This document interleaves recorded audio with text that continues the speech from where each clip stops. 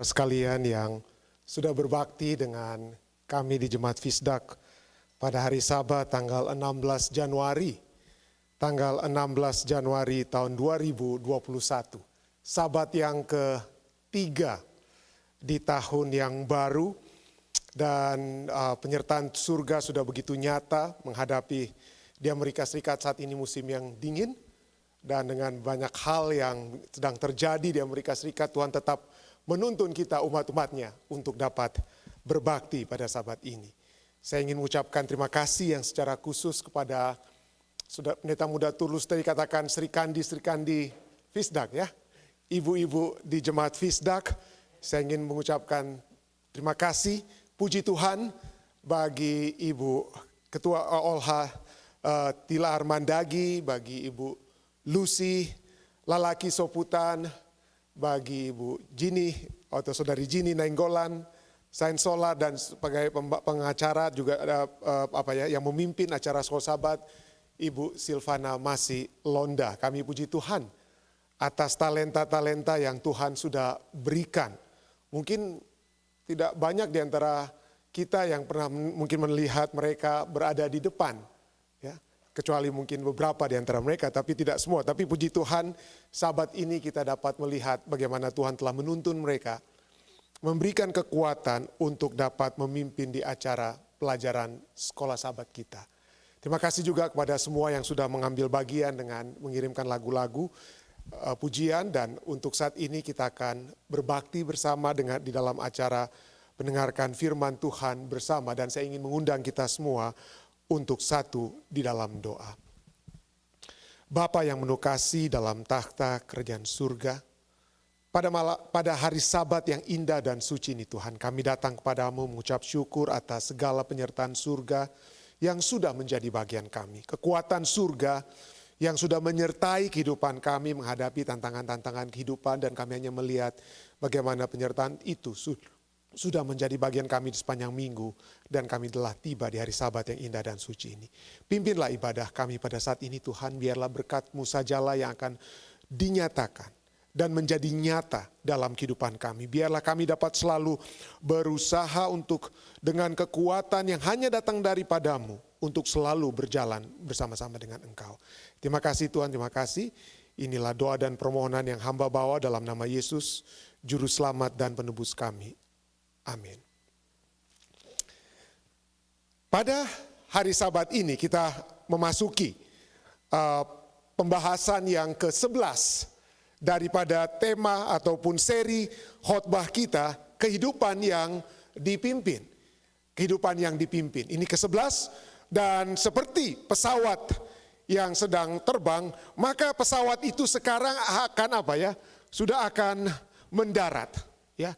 Sudah akan mendarat dan akan kemudian berhenti di tempat tujuannya. Jadi kita akan menyelesaikan seri pembahasan ini pada Sabat depan, oke? Pada Sabat depan. Tetapi saya percaya pada saat ini kita dapat melihat dan kembali mengingat apa saja yang kita sudah pelajari. Begitu banyak yang saya sendiri secara pribadi diberkati dengan apa yang kita telah pelajari sepanjang 10 pelajaran yang lalu tentang satu kehidupan yang dipimpin tersebut. Dan pada saat ini kita akan membahas tentang bagaimana kita berupaya untuk menghidupkan semua yang Yesus telah ajarkan. Yesus sudah ajarkan bagaimana kehidupan itu adalah kehidupan yang di dalam sebagai umat-umat Tuhan, sebagai murid-murid Tuhan, adalah kehidupan yang berdasar dari dalam hati. Hati yang suci, hati yang murni, hati yang damai. Dan bagaimana kehidupan itu adalah berdasarkan bahwa kehidupan yang berfokus kepada Tuhan, bukan kepada harta duniawi. Makanya kita tidak harus cemas dengan kehidupan yang kita alami pada saat ini. Dan segala sesuatu seperti pelajaran kita Sabat lalu dapat kita bawakan di dalam doa. Jadi inilah pada saat semua orang yang sudah mendengarkan, murid-murid Yesus dan orang-orang lain yang berkumpul di bukit tersebut mendengarkan firman Tuhan. Yesus melihat mereka. Yesus melihat mereka dan dia sekarang sudah mulai apa? Yesus sudah mulai tiba kepada kesimpulan, ya. Tiba kepada kesimpulan dari pembahasannya, yaitu khotbahnya di atas bukit, the Sermon on the Mount. Nah, saya berapa kali saya katakan the Sermon on the Mount, karena kata the itu definite artikel, inilah yang utama. Inilah pekabaran utama yang ingin Yesus bawakan kepada umat-umat Tuhan pada saat itu. Dia katakan, bertobatlah kamu karena kerajaan surga sudah apa? Dekat. Lalu kemudian Yesus menjabarkan tentang kerajaan surga tersebut. Ya. Kerajaan surga, bagaimana karakter kita sebagai umat-umat Tuhan. Bagaimana karakter kita sebagai anak-anak Tuhan. Yang terutama, yang harus berbeda dengan karakter orang-orang dunia yang ada pada saat ini atau di zaman Yesus, orang-orang pada saat itu. Ya. Jadi karakter-karakter itu sangat berbeda. Orang dunia katakan kalau kamu disakiti, balas. Lex talionis, gigi ganti gigi, mata ganti mata. Yesus katakan, kamu sudah dengar, tapi aku katakan pipi kiri kasih pipi kanan. Kita sudah bahas waktu lalu ya, tentang interpretasi hal tersebut. Jadi kehidupan kita itu berada dalam satu kebudayaan yang berbeda dengan penduduk dunia. Namun sayang sekali, mungkin khususnya di Amerika Serikat ya, saat ini. Kita sudah dipecah-pecahkan, dibelah-belah. Bukan lagi kita mengikut Kristus, tapi kita seringkali mengutamakan, saya ingin menjadi pengikut si A, dan saya ingin menjadi pengikut si B. Dan ramelah kita di Facebook, ramelah kita di sosial media, di mana kita berada. Gantinya kita berada in Christ. Tapi itulah, kita sudah terbawa dengan kehidupan dunia. Sehingga tidak heran pada saat Yesus melihat orang-orang yang datang mendengarkan dia pada saat dia berkhotbah di atas bukit. Inilah pada saat Yesus mulai mengambil konklusi daripada pembicaranya, ini yang Yesus katakan dalam Matius 7 ayatnya yang ke-13 sampai dengan 14. Matius 7 ayat 13 sampai 14 Anda katakan, masuklah melalui pintu yang sesak. Pertama ada pintu. Ada pintu yang sesak, karena lebarlah pintu dan luaslah jalan yang menuju kebinasan. Pertama kita lihat ada pintu, kemudian ada apa? Jalan yang kemudian ada destination menuju kepada kebinasan, dan banyak orang, banyak kelompok orang yang melaluinya. Jadi mari kita ulangi lagi. Masuklah melalui pintu yang sesak itu, karena lebarlah pintu dan luaslah jalan yang menuju kepada kebinasan, dan banyak orang yang masuk melaluinya. Ayat 14. Karena sesaklah pintu dan sempitlah jalan yang menuju kepada kehidupan, dan sedikit orang yang mendapatinya. Kalau kita analisa dua ayat di dalam Matius 7 ini menyatakan kepada kita bahwa kehidupan kita itu hanya tergantung kepada dua pilihan yang kita miliki. Kita tidak memiliki tiga pilihan, hanya dua. No middle ground. Ada 4 hal yang dibuat kontras. Yang pertama tentang pintu. Tentang pintu. Pintu itu ada dua pilihan pintu. Pintu yang lebar, wide, dan pintu yang sesak. Pintu yang sesak, ya, atau narrow. Jadi pertama pintu lebar dan pintu yang sesak. Yang kedua adalah kontrasnya itu adalah two ways, dua jalan. Jalan yang luas dan jalan yang difficult atau sempit bahasa Indonesianya ya. Jalan yang luas dan jalan yang sempit. Yang ketiga, kontras yang ketiga adalah two groups, dua kelompok orang, yaitu orang yang banyak dan orang yang apa? Sedikit. Dan kelompok yang keempat adalah tujuan, the goal, destination, menuju kemana? Yang pertama menuju kepada kebinasaan, dan yang kedua menuju kepada kehidupan. Jadi ada dua pilihan saja. Anda mau masuk mana? Pintu yang sesak atau pintu yang apa? Lebar. Jalan yang mana? Jalan yang luas atau jalan yang apa? Sempit. Anda mau jadi masuk kelompok yang mana? Kelompok yang banyak orangnya atau kelompok yang sedikit orangnya? Lalu kemudian tujuannya Anda mau yang mana? Kehidupan atau kepada apa? Kebinasaan. Nah, kenapa banyak orang di situ, banyak orang yang suka pintu yang apa? Lebar. Banyak orang suka melalui jalan yang apa? Luas. Tetapi ujung-ujungnya menuju kepada apa? Kebinasaan. Kenapa? Karena ini yang populer. Inilah yang suka diikuti oleh populer, orang-orang yang suka ingin bersama-sama, populer, yang disukai, yang enak, yang menyenangkan untuk diikuti. Orang gak suka yang susah-susah. Orang gak suka yang susah-susah. Mereka maunya yang gampang-gampang.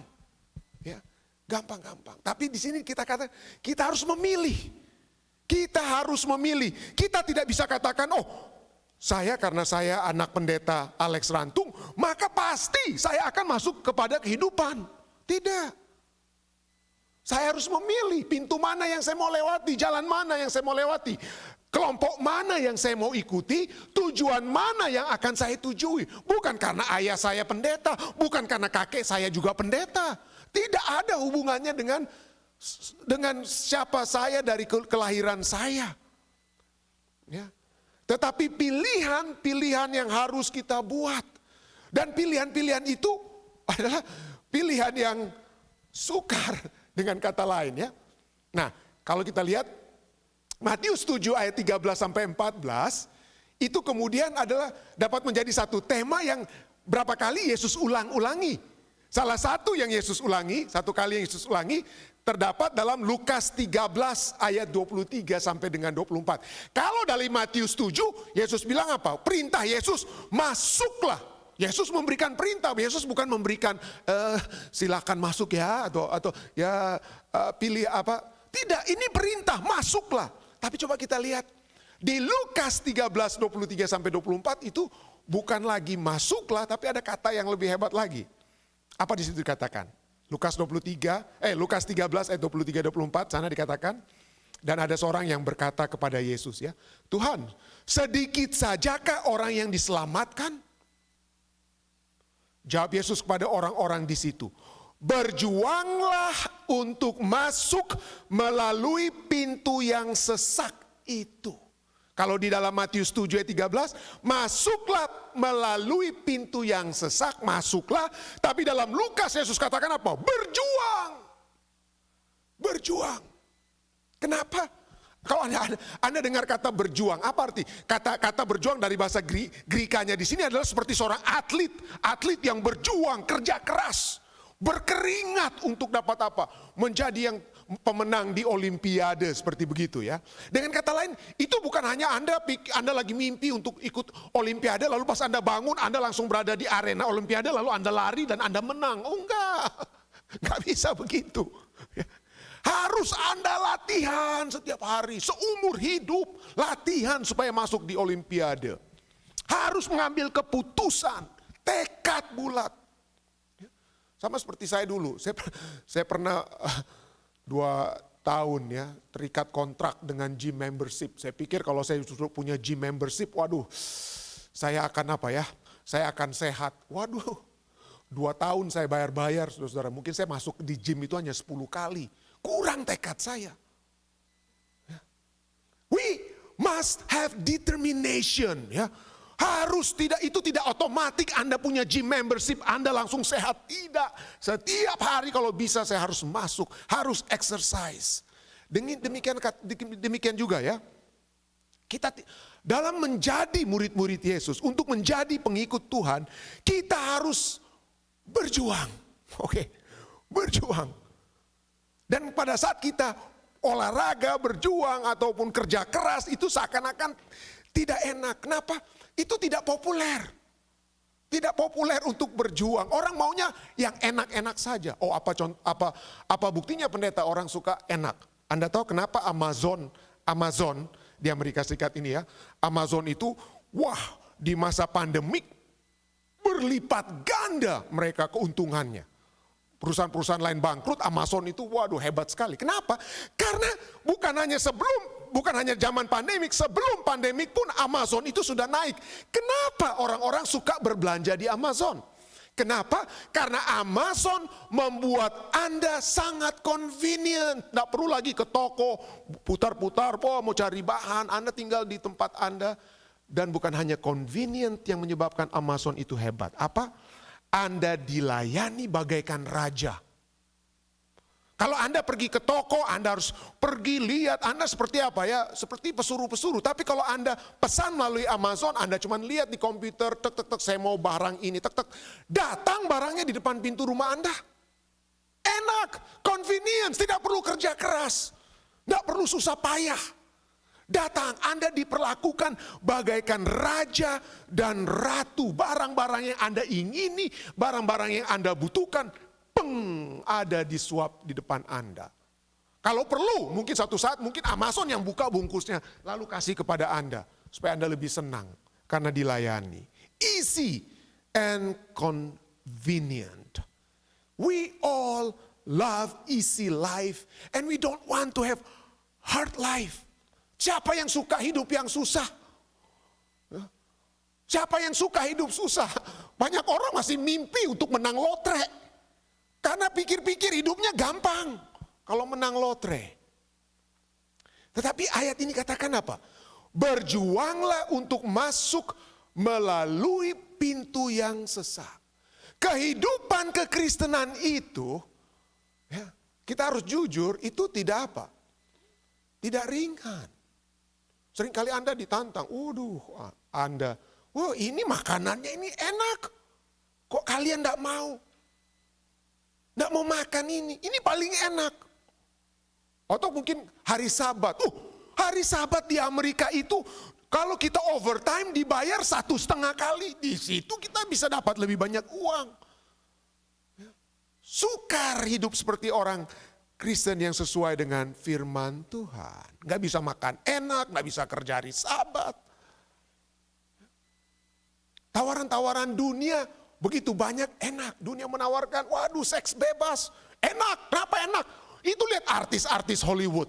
Enak saja seperti hidup mereka dengan seks bebas. Mereka kaya, terkenal dan lain sebagainya. Pertanyaannya, apa benar?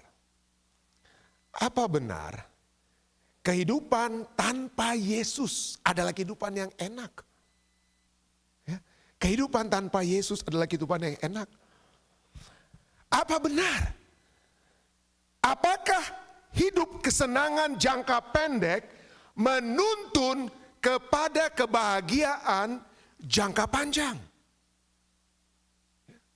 Apakah jalan yang lebar yang banyak orang suka lalui, jalan yang populer akan membuat Anda terhindar daripada penderitaan pribadi maupun penderitaan keluarga?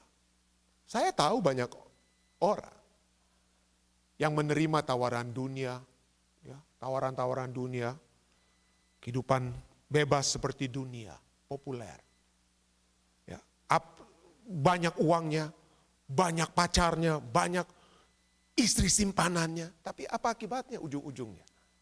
Ya, hanya personal pain and family pain. Jadi harus berjuang. Dan kehidupan Kristen adalah kehidupan perjuangan karena kita menghadapi adversary. Kita akan melawan penguasa-penguasa dunia. Setan akan terus menyerang kita untuk menawarkan, lihat ini orang dunia ini enak mereka hidupnya. Banyak uang mereka, populer mereka daripada kalian. Setengah mati hidup kalian. Ini kalau ikut dengan tawaran dunia yang setan tawarkan yang dari luar, menarik sekali. Jadi kita menghadapi tantangan-tantangan dari luar yang selalu menggerogoti kita. Tapi tahukah Anda bahwa masalah yang paling besar bukan hanya dari luar, dari setan, penguasa-penguasa dunia, tetapi yang terbesar adalah struggle dari dalam diri kita sendiri. Nah ini yang Yesus mau bawakan kepada murid-murid ya. Ada yang katakan, kita sudah sering dengar ya, the biggest battle in life is with yourself. Itu sering orang katakan ya, bahwa peperangan terbesar dalam kehidupan ini adalah peperangan yang di dalam diri kita sendiri.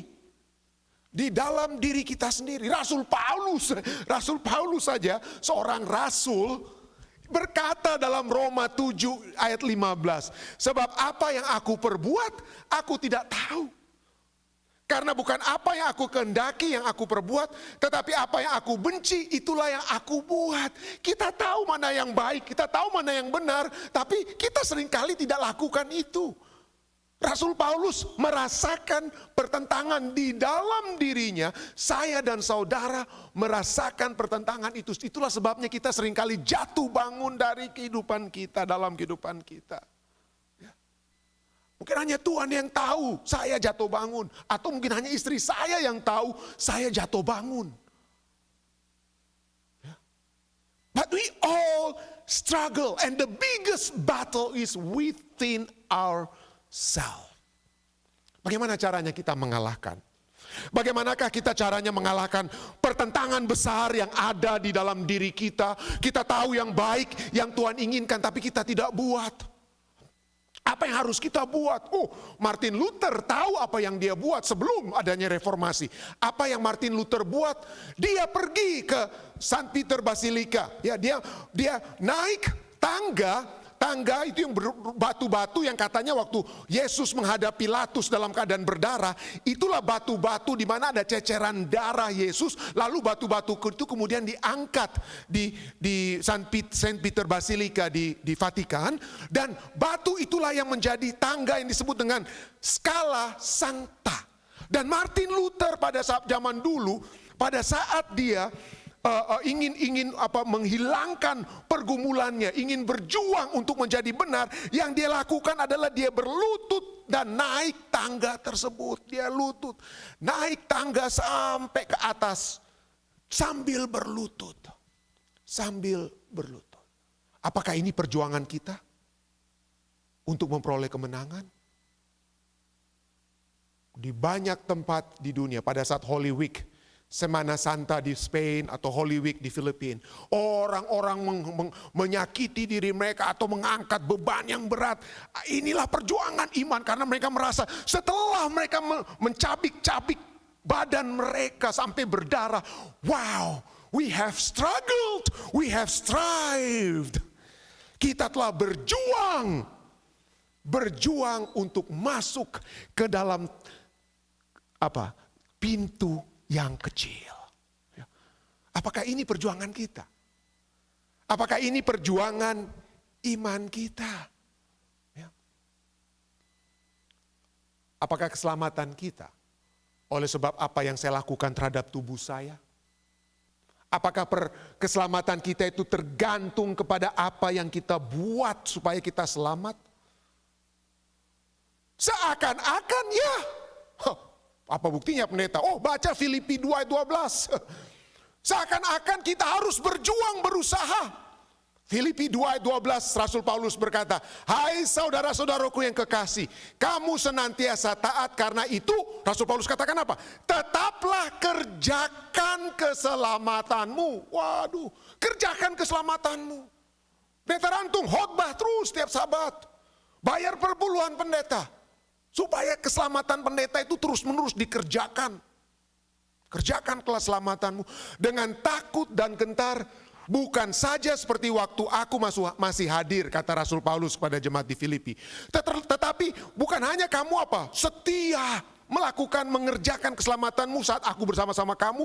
Terlebih pula sekarang waktu aku tidak bersama-sama dengan kamu, hai umat-umat Tuhan di Filipi. Jadi kerjakan keselamatanmu. Wah, makanya kita pikir, wah, kita harus ini ya pendeta, kita harus bekerja supaya masuk surga. Tapi kalau kita berpikir seperti itu, maka Anda tidak sedang membaca Alkitab. Kenapa?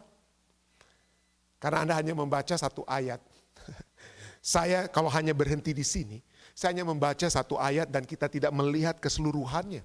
Ayat selanjutnya, Filipi 2 ayat 13 itu solusi supaya bagaimana keselamatan itu kita kerjakan. Gimana caranya? Filipi 2 ayat 13 ayat berikutnya, karena kerjakanlah keselamatanmu, karena apa? Karena Allah lah yang mengerjakan di dalam kamu. Siapa yang bekerja untuk keselamatan kita? Kita harus tetap mengerjakan keselamatan kita dengan takut dan gentar. Tetapi yang mengerjakan keselamatan kita itu siapa? Allah. Allah lah yang mengerjakan di dalam kamu. Apa yang Allah kerjakan? Coba lihat, saudara-saudara. Apa yang Allah kerjakan? Pekerjaan kita. Sebelum pekerjaan dikerjakan, sebelum Anda pergi ke gym, kemauan untuk pergi ke gym sekalipun supaya kita sehat, Allah yang apa? Allah yang berikan.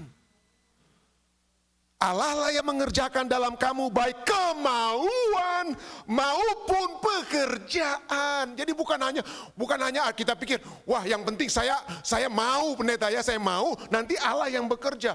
Bahkan kalau kemauan, kenapa? Karena seringkali kemauan kita itu lemah.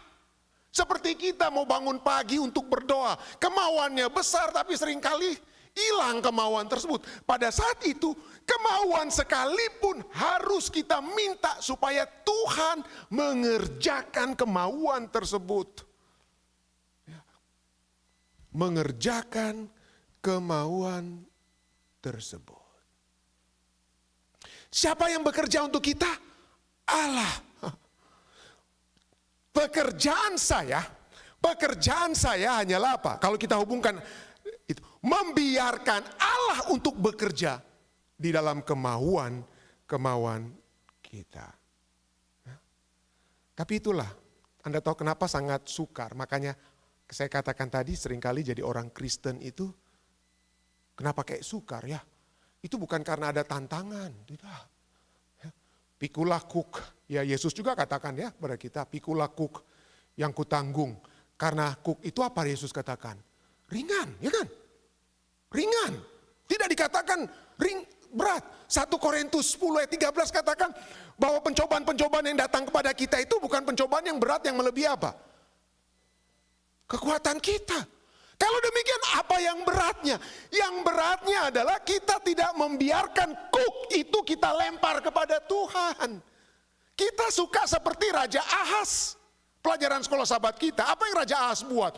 Tuhan setengah mati buat supaya raja ini percaya. Tuhan bilang minta tanda apa yang kau mau, tanda apa saja dari dasar Sheol maupun dari sampai langit, apa saja yang kamu minta. Oh, Ahaz bilang no, nggak perlu saya Tuhan, nggak perlu.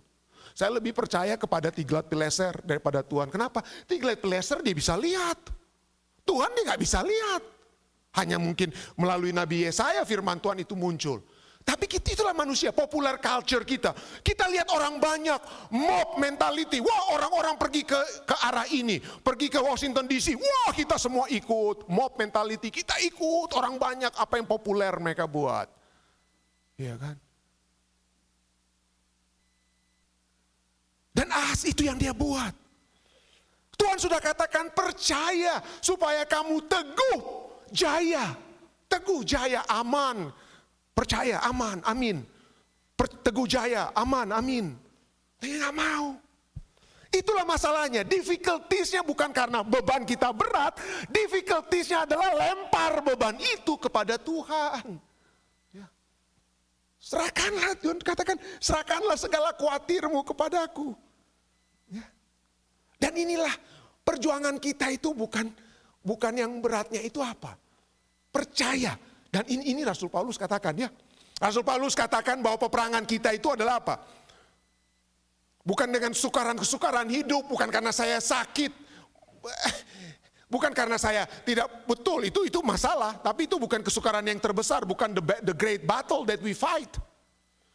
Rasul Paulus katakan apa? Aku, 2 Timotius 4 ayat 7. Aku telah mengakhiri pertandingan yang baik. Aku telah mencapai garis akhir dan aku tetap memiliki pekerjaan sampai akhir. Aku tetap memiliki kesehatan, gak sakit-sakit, gak kena COVID. Aku telah mencapai garis akhir. Aku sudah punya status kewarganegaraan sampai akhirnya. Itu yang dikatakan di sini. Firman Tuhan katakan apa? Aku telah memelihara iman. The battle Peperangan terbesar itu bukan pada saat kita menghadapi tantangan-tantangan kehidupan, tetapi pada saat kita mau percaya atau tidak percaya kepada Tuhan. Itu pertentangan yang terbesar. Pertentangan terbesar bukan status kewarganegaraan. Pertentangan terbesar bukan pekerjaan kita. Pertentangan terbesar bukan mau makan apa, pakaian apa. Tuhan kasih. Bunga bakung saja dia apa? Didandani. Burung saja diberi makan. Tapi peperangan terbesar, adakah kita mau percaya kepada Tuhan atau tidak? Ya.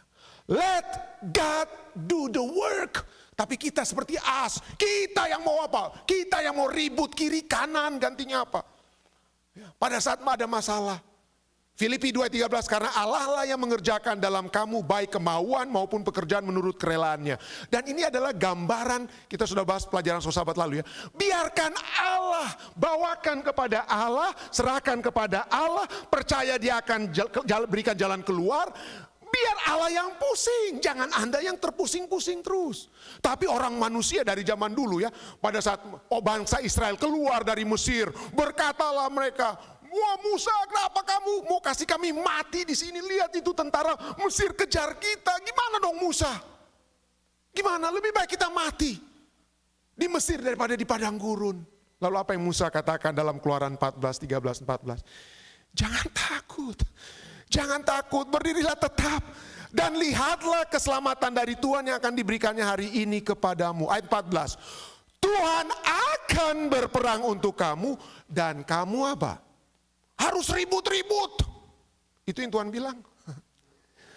Tuhan akan berperang untuk kamu dan kamu akan diam saja. Ya. Kamu akan diam saja. Tapi seringkali kita tidak mau diam. Seringkali kita tidak mau diam. Tidak heran Yesaya 30 ayat 15 sampai 16. Nabi Yesaya menegur umat-umat Tuhan di zamannya, pemimpin-pemimpin di zamannya. Sebab beginilah firman Tuhan Allah yang Maha Kudus, Allah Israel. Dengan bertobat dan tinggal diam, kamu akan apa? Diselamatkan. Dalam tinggal tenang dan percaya, bertobat percaya, tinggal diam, tinggal tenang. Terletak apa? Kekuatanmu. Terletak keselamatanmu. Tetapi kamu enggan. Tetapi kamu enggan. Kamu berkata tidak. Kami mau naik kuda dan lari cepat. Maka kamu akan lari dan lenyap. Katamu pula kami mau mengendarai kuda tangkas. Maka para pengejarmu akan lebih tangkas lagi. Artinya begini saudara. Musuh kita itu lebih cepat. Musuh kita lebih kuat. Anda mau lari bagaimana? Kalah. Lawan setan, kalah. Lawan tantangan dunia, kalah. Lihat istri Potifar depan mata, kalah. Kalah. Yang dapat kita lakukan apa? Percaya, bertobat, tinggal diam. Dan kita akan diselamatkan. Dan kekuatan kita datangnya dari apa? Dari Tuhan. Itulah pertempuran terbesar. Pertempuran terbesar adalah menyerahkan pergumulan kita kepada Tuhan. Kita sukar mau serahkan. Karena kita pikir, oh kita mandiri. Kita bukan anak kecil lagi. Anak kecil bilang, apa-apa anak kecil, Pak tolong dong Pak. Papa takut sedikit lari peluk kakinya. Ya, kaki ayah orang tuanya kan anak-anak kita begitu kan waktu masih kecil. Takut dikit, peluk kaki kita. Semakin besar semakin mandiri, malu dong. Malu. Masa mesti datang ke papa terus? Malu kita. Tapi kalau kita mau masuk surga, Yesus katakan jadilah seperti apa? Seperti anak kecil. Lari terus dong kepada ayah kita. Khotbah di atas bukit, Ellen White katakan dalam ayat halaman 141. Pertempuran yang kita lancarkan, pertempuran terbesar yang pernah diadakan manusia adalah apa?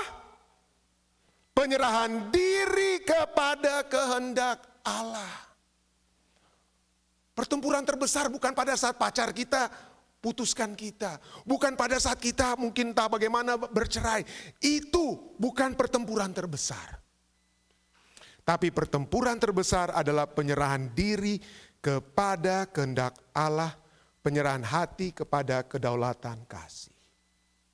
Kalau saudara dan saya tidak mau menyerahkan kuk kita kepada Tuhan supaya Tuhan yang apa? Pikul. apapun yang Anda buat, Anda tidak akan pernah menjadi umat Kristen yang sesungguhnya. Ini Yesus katakan. Kalau kita masih terus-menerus, inilah manusia kan, memikul terus kuk mereka. Mereka ingin selalu menanggung segala beban mereka. Gantinya menaruh itu kepada siapa? Kepada Tuhan. Sering kita dengar ilustrasi orang ya. Ada orang yang naik mobil ya, jalan lalu dia lihat, ini opa angkat barang berat ya. Oh opa naik Jo di belakang, naik di open cup. Ya, kalau Nado bilang, naik Jo open cup di belakang, mobil yang di belakangnya ada open cup. Ya opa, oh ya terima kasih nak. Lalu opa naik, lalu dia kemudian bawa terus mobil. Lalu dilihat pada saat supir melihat ke belakang, loh kenapa opa masih terus apa? Masih terus pikul, dia punya apa? Beban itu di atas open cup itu. Dia tidak letakkan di mana? Di dasar mobil. Dan pas ditanya, opa kenapa tidak taruh Jo itu bahan? Supaya mobilnya nggak terlalu keberatan. Ya, supaya itu mobil kasih yang anak jangan terlalu keberatan. Makanya opa pikul terus itu apa? Itu beban. Supaya mobilnya tidak terlalu berat, biar baku bagi dengan opa. Gimana ini ya? Tapi itu yang terjadi kepada kita seringkali. We refuse to let God do the work. Nah ini kemauan kita ya. Ayat tadi Filipi 2 ayat 13 katakan, baik kemauan dan pekerjaan kita itu dapat Tuhan apa? Lakukan bagi kita. Menarik sekali.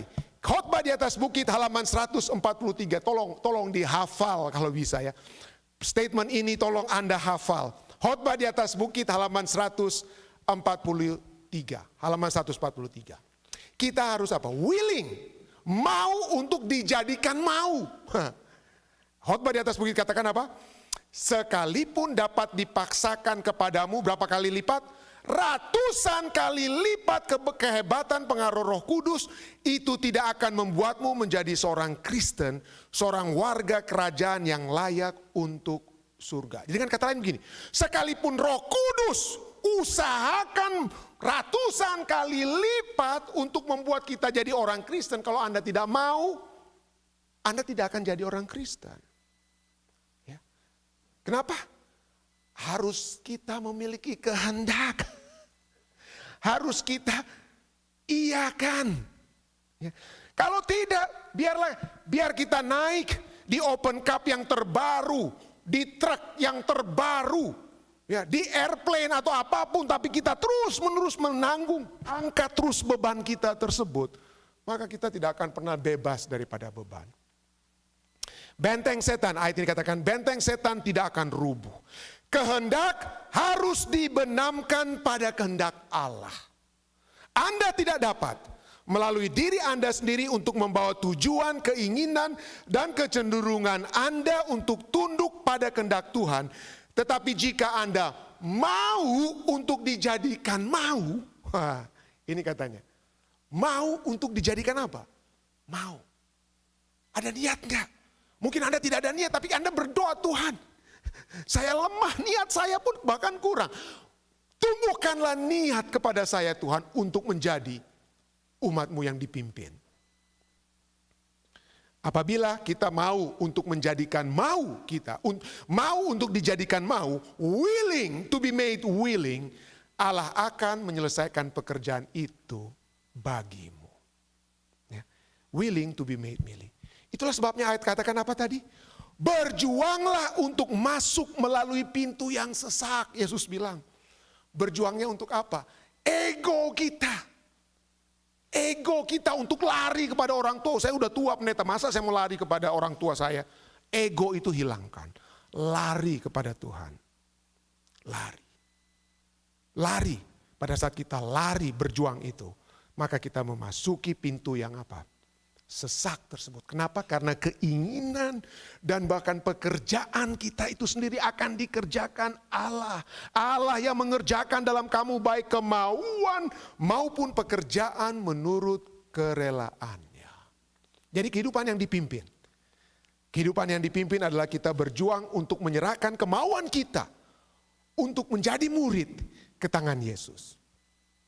Menjadikan kemauan kita ke tangan Yesus. Keputusan-keputusan kita adalah keputusan Tuhan. Mungkin kita tidak siap. Kita tidak siap untuk menjadi murid Yesus. Ya. Tapi kita berdoa, Tuhan, biarlah kemauan saya pun yang sekarang ini belum ada, Tuhan adakan. Ya. Dengan kata lain, perjuangan kita adalah satu pilihan untuk bahkan menyerahkan kemauan itu ke tangan Tuhan. Dan orang-orang yang sedang mendengarkan khotbah Yesus dengar itu ya. Di atas bukit, wow, oke. Ya, kita harus apa? Serahkan semua. Tetapi seperti biasanya, kita ketahui bahwa pada saat itu Yesus sadar, mereka sedang berada di ambang pilihan kehidupan mereka. Ayat berikutnya, kita sudah baca tadi Matius 7 ya, ayatnya sampai ayatnya yang ke-14, 13 dan 14. Mari kita lihat apa yang kemudian Yesus tulis. Apa yang Yesus tulis? Matius 7, 15 sampai 20 sana dikatakan, waspadalah terhadap nabi-nabi palsu yang datang kepadamu dengan menyamar seperti domba, tetapi sesungguhnya mereka adalah serigala yang buas. Dari buahnya lah kamu akan mengenal mereka. Dapatkah orang memetik buah anggur dari semak duri atau buah ara dari rumput duri? Demikianlah setiap pohon yang baik menghasilkan buah yang baik, sedangkan pohon yang tidak baik menghasilkan buah yang tidak baik. Tidak mungkin pohon yang tidak baik itu menghasilkan buah yang baik. Dan setiap pohon yang tidak menghasilkan buah yang baik pasti ditebang dan dibuang ke dalam api. Jadi dari buahnya lah kamu akan mengenal mereka. Loh, dari pintu, dari jalan, 2 jalan lebar, sempit, pintu luas. Loh kok tiba-tiba masuk tentang buah toh? Orang pikir apa ini gak nyambung ya? Apa hubungannya tentang 2 pintu dan sekarang masuk kepada apa? Dan sekarang masuk kepada nabi palsu. Waspada terhadap apa? Pengajaran sesat. Apa hubungannya? Apa hubungannya? Hubungannya adalah setelah Yesus berbicara tentang 2 pintu, pilihan yang harus orang-orang yang mendengarkan dia saat itu pilih. Maka Yesus tahu bahwa mereka berada di ambang atau di situasi untuk mengambil keputusan. Dan pada saat kita ingin mengambil keputusan, seringkali kita tidak yakin, oh betul nggak ini keputusan yang saya mau ambil ini ya? Ini sudah bertahun-tahun tradisi saya masuk gereja hari Minggu. Ini gereja hari Sabtu. Betul kira-kira keputusan ini? Kita membutuhkan apa? Counsel, orang-orang yang dapat memberikan suara-suara untuk meneguhkan keputusan kita. Kita tanya orang lain, betul nggak? Dan ini apalagi di zaman sosial media. Berapa waktu lalu ada orang yang ditawarkan kerja dari Manado untuk ke Jakarta. Dia tanya di Facebooknya ya, waduh saya dapat tawaran untuk kembali kerja di Jakarta. Menurut Anda bagaimana? Waduh, dia sampai di Facebooknya aja dia tanya orang. Supaya berapa banyak yang setuju, berapa banyak yang apa? Tidak setuju. Kenapa? Karena itulah kita manusia kan. Kita tanya gimana? Kita membutuhkan apa? Kekuatan pada saat kita mengambil keputusan atau akan mengambil keputusan. Dan Yesus tahu bahwa orang-orang yang sedang mendengarkan Yesus berkhotbah, pada saat itu mereka akan pergi dari tempat setelah Yesus berkhotbah, mereka akan mungkin pulang ke rumah, dan di rumah mereka atau di kampung mereka akan bertanya kepada guru-guru agama, Rabi, betul nggak ya? Kalau kita miskin, itu justru kita diberkati. Betul nggak ya, kita tidak boleh kalau kita disakiti, kasih pipi kiri, kita kasih pipi kanan. Betul nggak? Kita harus, kalau kita berdoa, jangan berdoa di pinggir jalan supaya orang-orang lihat. Atau kita berpuasa, jangan orang harus lihat kita sedang berpuasa. Jadi mereka sedang bergumul apakah mau masuk ke pintu yang sempit atau tidak. Dan pada saat mengambil keputusan tersebut, mereka ingin apa? Bertanya. Mereka ingin bertanya. Dan Yesus tidak larang. Nah ini dia. Pada saat Yesus berkata, waspadalah terhadap nabi-nabi palsu, hati-hatilah terhadap nabi-nabi palsu. Artinya akan ada nabi-nabi apa? Akan ada nabi-nabi yang benar. Akan ada nabi-nabi yang benar. Tapi banyak sekali di zaman Yesus sampai zaman ini, pada saat di Matius 24 Yesus berbicara tentang akan kedatangan anak manusia kedatangan Yesus yang kedua kali. Kembali di Matius 24 Yesus mengulangi akan ada nabi-nabi palsu yang melakukan tanda-tanda mujizat sekalipun. Orang-orang itu bukan tanda-tanda palsu, tanda-tanda benar. Dan sahabat depan kita akan lihat bagaimana mereka ini adalah orang yang membawa dalam nama Yesus mujizat-mujizat. Hebat sekali. Hebat sekali. Tetapi yang terjadi, mereka rohani tetapi tidak mewakili nilai-nilai Yesus. Dan Yesus katakan apa? Nilai-nilai surga. Waspada. Waspada. Be discerning. Berhati-hatilah. Milikilah kebijaksanaan untuk dapat membedakan mana yang benar dan mana yang salah. Membedakan mana yang benar dan mana yang salah. Dunia saat ini, di mana saja kita berada, di Indonesia, di Amerika, untuk membedakan mana yang benar, mana yang salah, kabur, suram. Saya sering berbicara tentang istilah post-truth, tentang kebenaran setelah kebenaran. Kenapa? Karena kebenaran saat ini itu tergantung televisi apa yang Anda dengarkan, grup Facebook mana yang Anda anggotanya, suara-suara mana yang Anda dengarkan, itulah kebenaran Anda.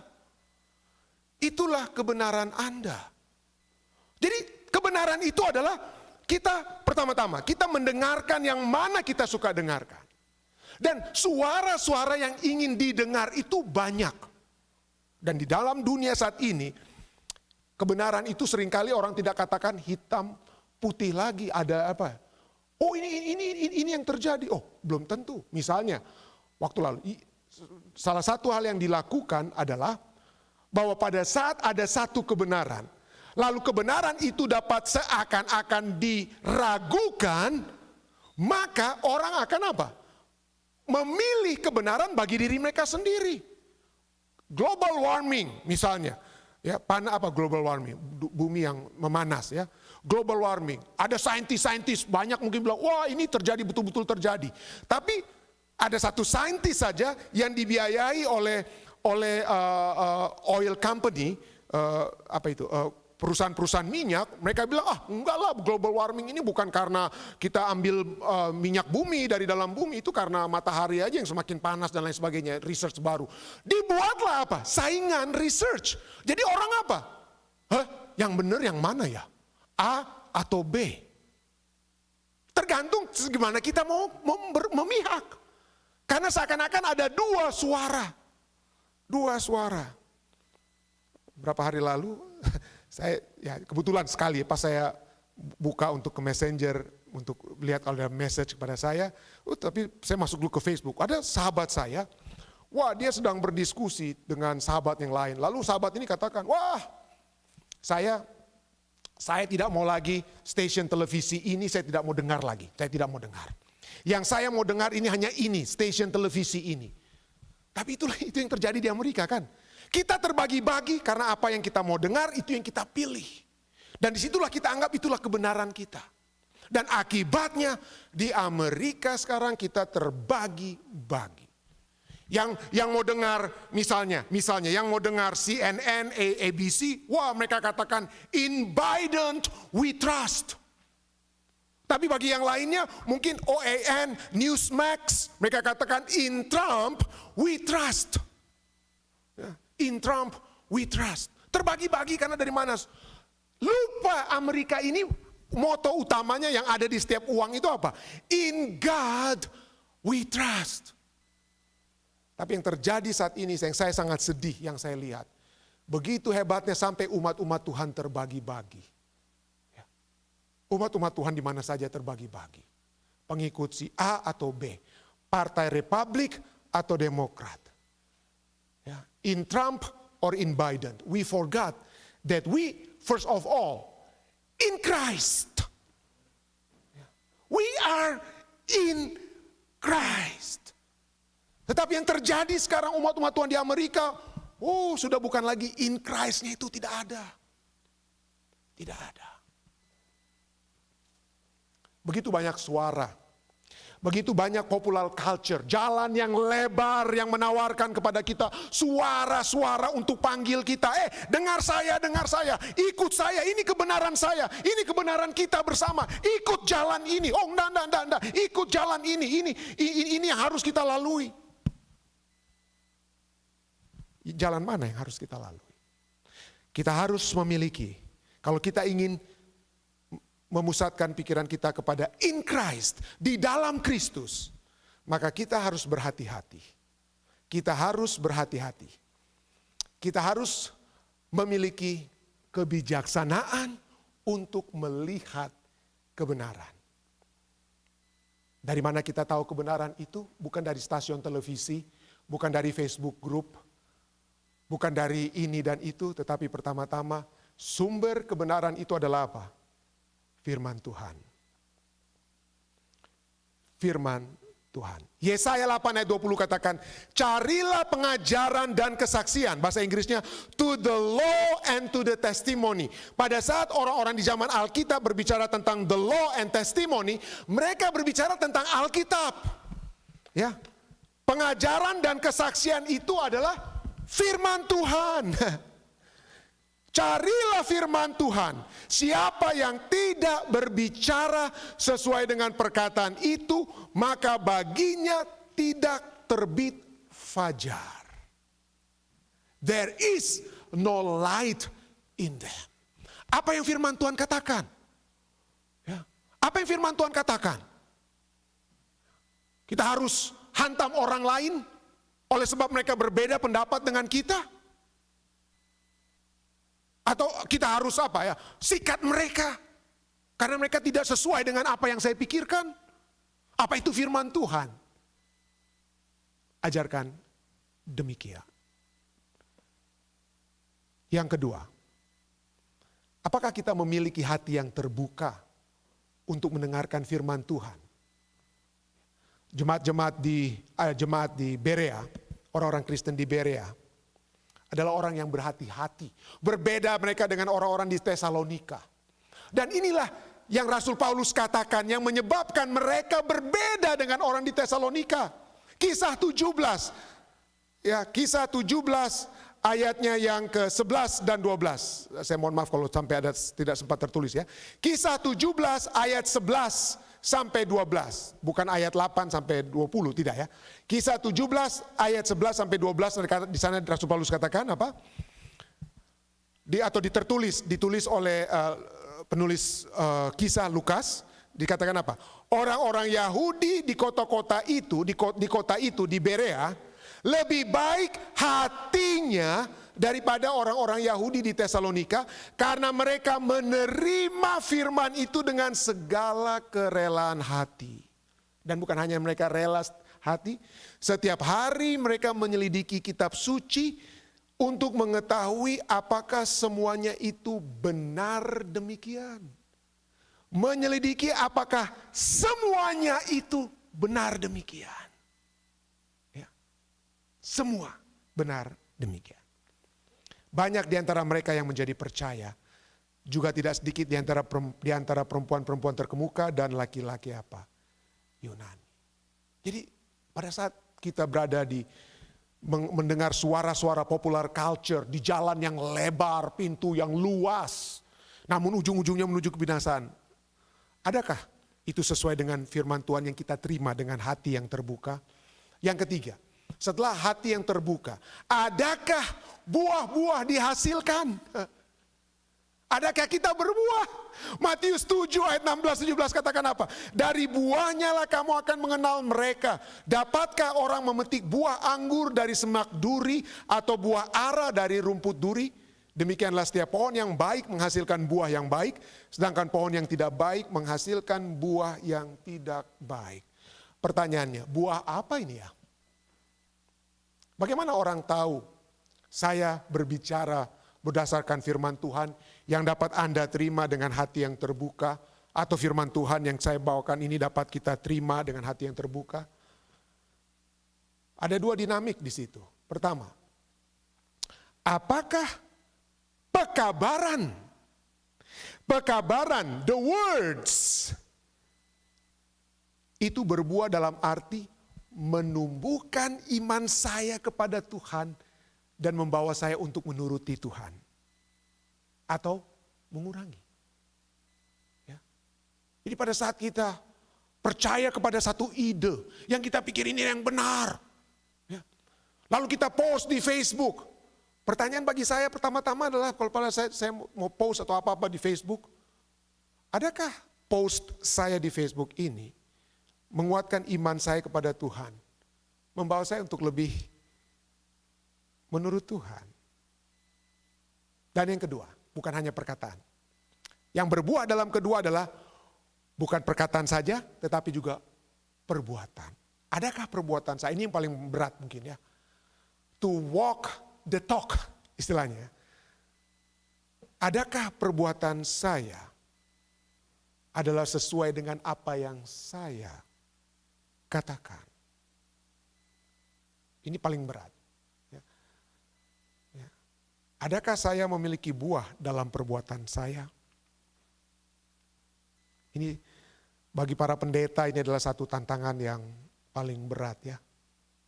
Apalagi saya sering mendengar orang statement yang katakan, kalau Anda ingin mengetahui keadaan seorang pendeta yang sesungguhnya, tanya kepada keluarganya.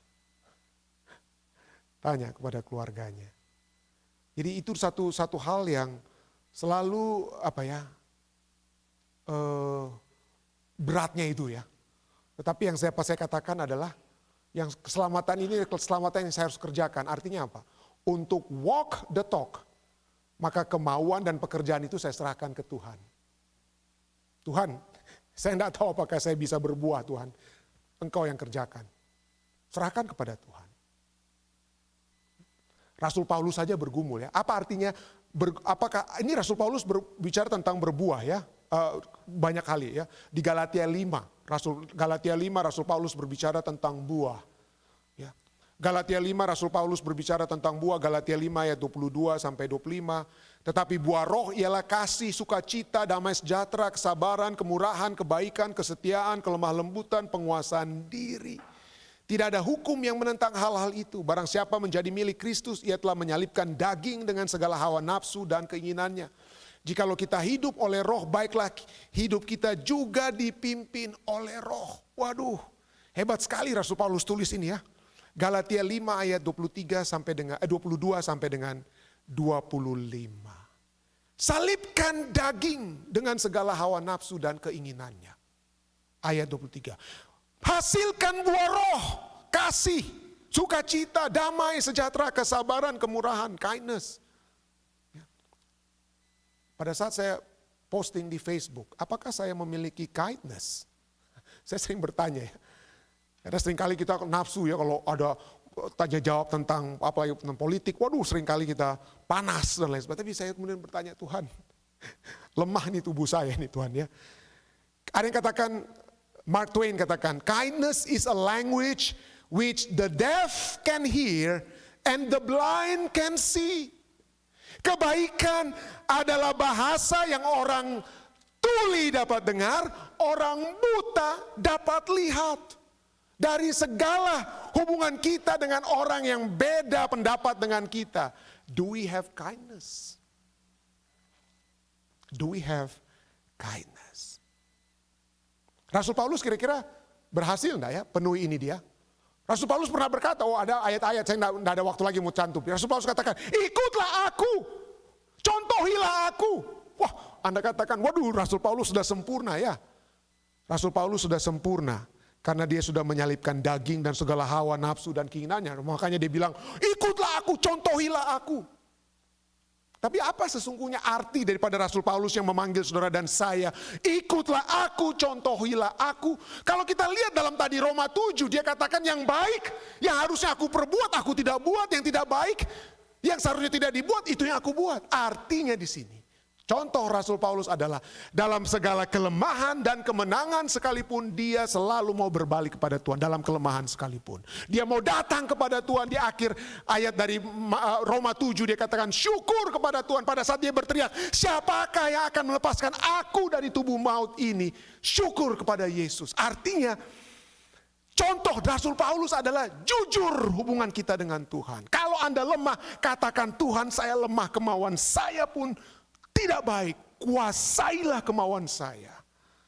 Kuasailah kemauan saya. Dan jadikanlah saya manusia baru yang berbuah. Kehidupan yang apa? Berbuah. Augustine adalah seorang filsuf Kristen yang hidup di tahun 400-an. Orang kaya, keluarga kaya pada mulanya ya, sebelum dia menjadi Kristen. Tapi kehidupannya sebelum dia menjadi Kristen itu, waduh, mabuk, main judi, main perempuan, kehidupan duniawi. Jalan lebar yang dia lalui. Pintu yang luas namun menuju kebinasaan yang dia lakukan. Tapi kemudian setelah dia membaca Roma 14, pada saat Roma 14 mengajak dia dan kita semua untuk menyerahkan ya pekerjaan-pekerjaan yang tidak berbuah yang kita lakukan di dalam dosa, di dalam kegelapan ke tangan Tuhan, maka Augustine of Hippo bertobat. Augustine of Hippo bertobat. Suatu waktu setelah pertobatannya, dia sedang berjalan di jalan. Dia berjalan di jalan di kotanya, di Hippo. Dan kemudian salah seorang wanita yang pernah menjadi mistress ataupun wanita simpanan dari Augustine lari lihat Augustine, lalu wanita itu lari kepada Augustine. Augustine. Dia berteriak terus, Augustine jalan terus. Augustine. Dia terus jalan. Wanita ini tahu, saya pernah hidup sama-sama dia, saya tahu dia punya keadaan dari belakang, dari samping tadi saya lihat, lalu kemudian saya lari. Dia tahu sekali Augustine itu siapa, dia kejar terus. Sampai akhirnya bertemu. Augustine, kamu gak kenal saya lagi? Apa kamu ini bukan lagi Augustine? Perempuan itu bertanya kepada Augustine. Augustine katakan, ya, it is I. Sayalah Augustine. It is I, but it is not I. It is I, but it is not I. Sayalah Augustine, tapi saya bukan lagi Augustine seperti yang dahulu. I am a new person. Saya tahu kehidupan kita penuh dengan tantangan-tantangan populer yang diingini oleh hati kita. Pertanyaan bagi kita, maukah kita menyerahkan tantangan-tantangan tersebut, menyerahkan kemauan kita tersebut sekalipun kepada Tuhan, supaya hanya sehingga kemauan dan pekerjaan kita sekalipun dikerjakan oleh Tuhan. Kalau itu menjadi bagian kita, kita dapat berkata seperti Augustine, it is I, but it is not I. Saya bawa ini dalam nama Yesus. Amin.